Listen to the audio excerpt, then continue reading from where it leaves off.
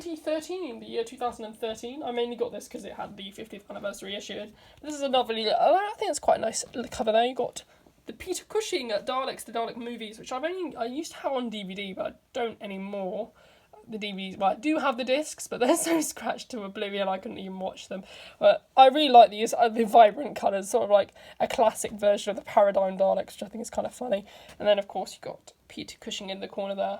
I'm so surprised that they never really did more with Peter Cushing as the Doctor. I think that was great. Oh, that's a nice ad on the back as well. Sort of suspicious Tom Baker and Daleks there. Yeah.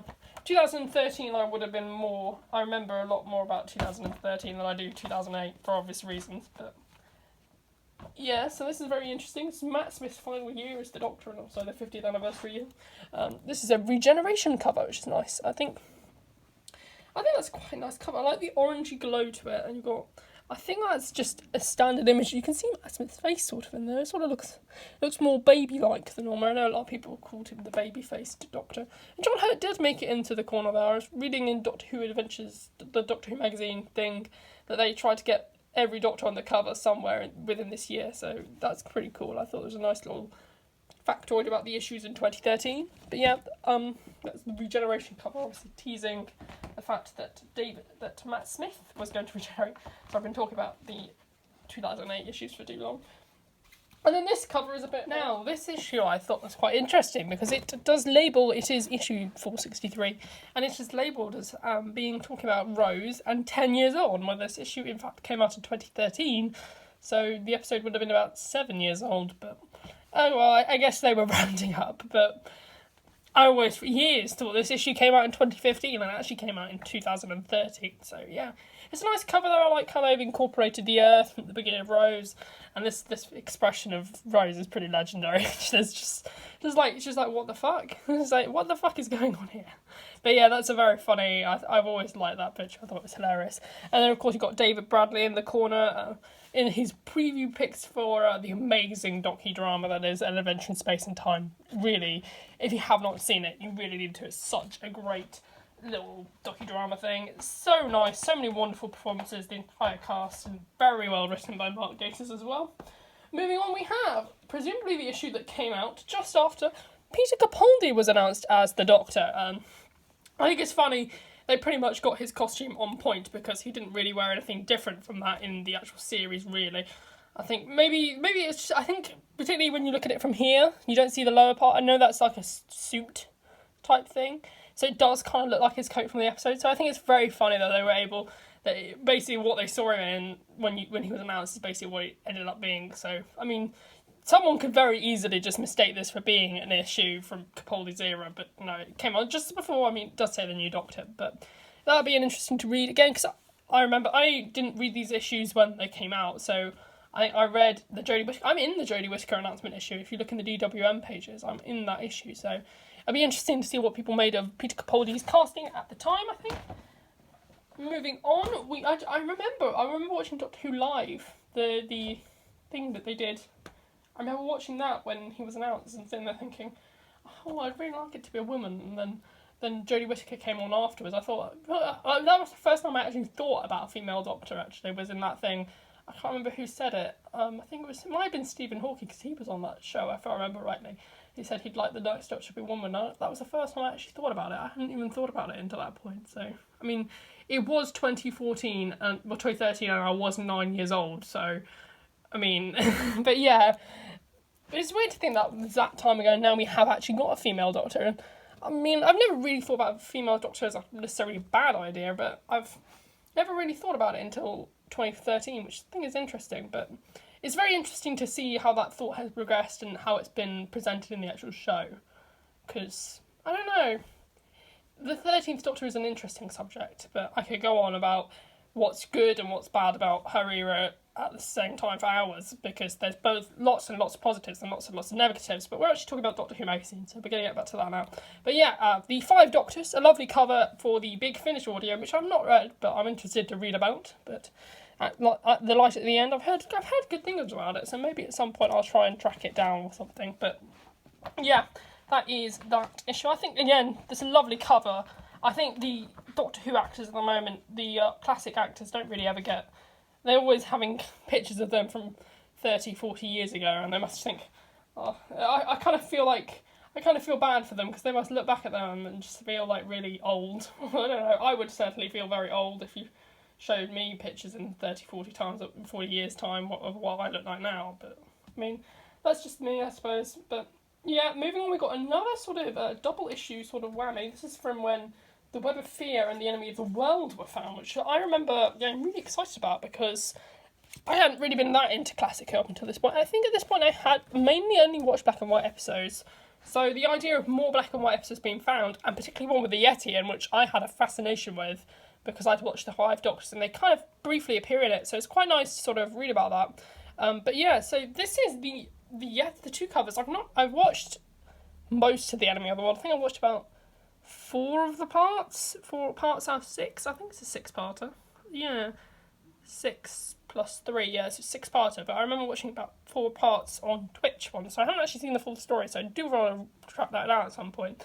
I'm hoping that it gets released on the collection Blu-ray, because I haven't actually seen it. And then the Web of Fear is one that I bought when it came out, so that's nice. But Philip Morris has been interesting, because there's been a lot of things he's said on Twitter which have been perhaps not very good. But yeah, that is the Enemy of the World and Web of Fear covers. I think it's nice that they both got a cover for each story, so that's very nice, I think. Yeah, moving on, we have the issue that made me get the 2013 bundle of issues in the first place. The 50th anniversary issue. This is such a gorgeous cover. It is actually a wraparound, so if you wrap it out like that, you will see the entire beautiful cover of the TARDIS from The Unearthly Child. It's found in the junkyard, standing on just one a very modern version of Gallifrey, that was just lovely. And then you've got all the pictures of the Doctors, all the pictures that feature on the art cards there down the spine. It's just a nice little cover. I love the vibrant colours. I love how the presentation of Gallifrey has progressed over the years. I think it's very nice. But yeah, that's one of the issues I'm most excited to read, because I'm very interested. I have the 50th anniversary DWA issue, but I don't have the DWM one. It's something I've always wanted, particularly the art cards that I really was always jealous of everyone having. So I have them now on my wall just up there. So yeah, moving on, we have the Time of the Doctor sort of themed issue, I guess. It's a very nice little cover there. Issue 468, and it's obviously advertising. It's lovely. I always thought this was a bit of a strange piece of artwork, but I think it does represent the episode quite nicely. I think particularly when you look on the DVD, I've got the DVD right here. When you look at this artwork on the DVD, I think something I've always thought was funny is they've got the cogs and the clocks, and it's sort of reminiscent of the Capaldi era titles. I don't know if that's deliberate, I presume it is, but I thought it was a quite nice little touch, actually, because it's sort of like the Matt Smith era, and he's walking out into the Capaldi era, sort of interesting sort of symbolism there, I thought, but I don't know if that's just me. Probably it's just me, but you don't see that on this cover, because for obvious reasons, he hasn't actually walked out of that era yet, because it's probably before, so it's nice to have that as a nice cover. I loved Handles in the episode. I loved Handle. I really wish he'd been in more episodes. He was such a charming little companion. Such a sweet little thing. I always wanted the Handles that were accessory that came with the Time of the Doctor set. I never tracked it down, but that's life, I suppose. But yeah, got a nice little silent there, I think the spot that's in the corner. You can see some soldiers there, I think. You've got some Daleks, Weeping Angels, which make a very brief appearance in that episode, but I don't know, it's a nice little moment. It's nice to have them all sort of amassing on him. I don't really know, you couldn't really do what RTD did towards the end of his era with Matt Smith, because he didn't have as many characters in his era, but also I don't think you really felt the same connection to them. I mean, they were all good characters, but they kind of felt like all their stories were done. They couldn't reoccur, if you know what I mean. And then we have another Peter Capaldi magical issue here.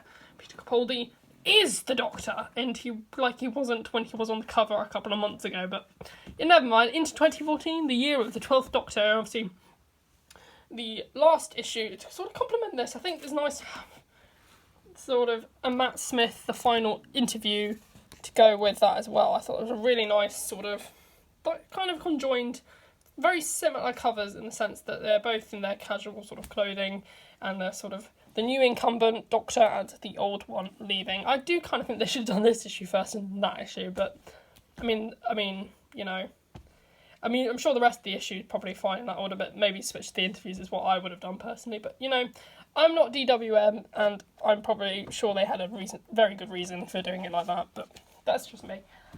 Okay, so finally, let's talk about issue 500. Also, there's a little thing that came with issue, the 50th anniversary issue, which I thought was very funny.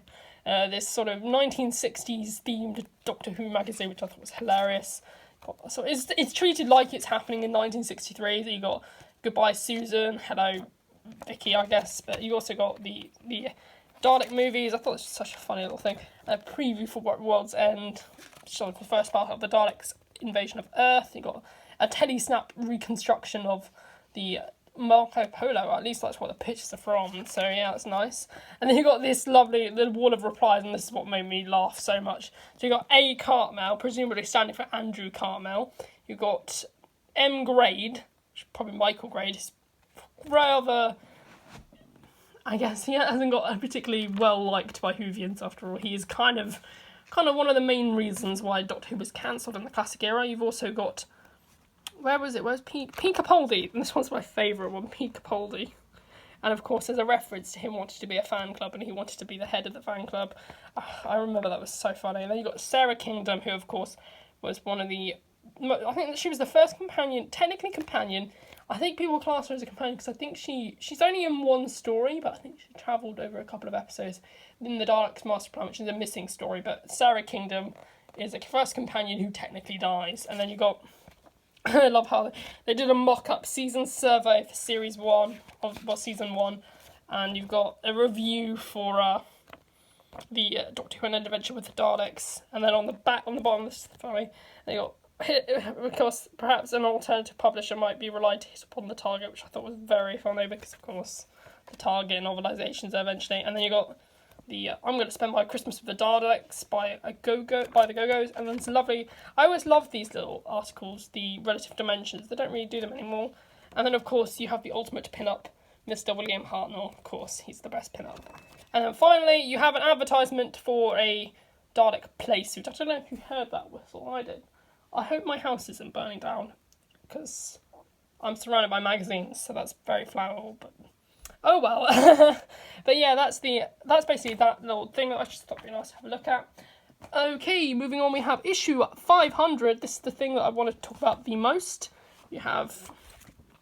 This is the issue itself. A lovely replication of the issue 1 cover with some not real stickers, some fake stickers, but it does come with free stickers. And it's a fabulous issue. I think it's one of my favourite issues of all time. And one thing I want to show you, I thought was very funny, is look, 500 eyes there, and eyes represent each issue of Doctor Who magazine, and they got a sort of modern version of the Doctor Who cover. I thought that was nice. I'd never seen that image before. And there's some lovely interviews with Stephen Moffat, Tom Baker, Peter Capaldi answering questions to William Hartnell. It's just a really, really great issue. But yeah, that's that. And then this is a lovely sort of guide to DWM over the last 500 issues. Some great, it's sort of like nice little reference, particularly if you're like me and you like looking back at the covers that I mentioned before. It's just a lovely little thing that came with it, and it's just so nice that they put so much effort into their final issue. And then this was just another cardboard deluxe slip. We seem to be getting more of these deluxe things with the Whittaker era, which I love because I really love these deluxe editions. And that's just for the 50th anniversary. And there you go. There's all the art cards that I basically bought this for because I love these art cards so much. I think they're so professional. They look so sort of really like serious. I just thought they were really nice. Not art cards. I like the Colin one because it's like you've got a really serious dark backdrop, and then you just got Colin wearing these vibrant colours, and it's fabulous, absolutely fabulous. And then you've got all sorts of things which feature within the issue itself. So yeah, basically that is what I spent a lot of money on. I'm not gonna lie, but if you buy the issues separately, like I just wanted like a bit of, because when Doctor Who magazine arrives, I read it and then I always want to read more. I always slow the issue down. It was like I read like an article a day just to spread it out a bit longer. But with these, I mean, I can just read them to my heart's content and not worry about the fact that there's an impending pile of magazines for me to still read, so I'm very happy with these. So if you've liked this video, leave a like down below. Let's talk about what's your favourite issue of Doctor Who magazine. I'm going to go with issue 500. If you want to comment your favourite issue of Doctor Who magazine, it's a fabulous issue. You should definitely subscribe to Doctor Who magazines. I don't know if I'll be able to leave a link. It's not a YouTube channel. Don't get that confused. It's not a YouTube channel. It is an actual magazine. I didn't want to get that confused. But yeah, Doctor Who magazine is fabulous. I'm really looking forward to reading all these. If you want to leave a comment about your favourite Doctor Who magazine, then do that below. Subscribe if you want to get updates on upcoming content and reviews. And yeah, thanks for watching and goodbye.